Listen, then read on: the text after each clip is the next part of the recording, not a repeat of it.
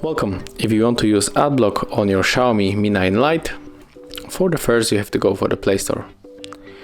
Right now let's click on the search and go for the Opera Mini. We are going to get this browser, and you don't have to install any external application and connect it to your browser.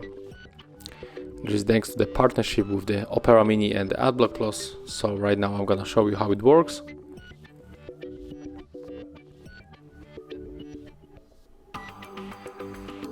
Tap on the continue and also on the allow and continue. And right now we can get this website.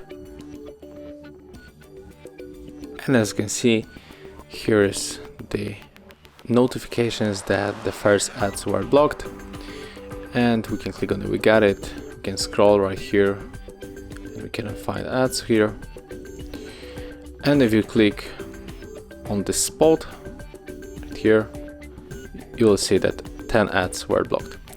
Thank you guys for watching. Leave thumbs ups, comments and subscribe to our channel.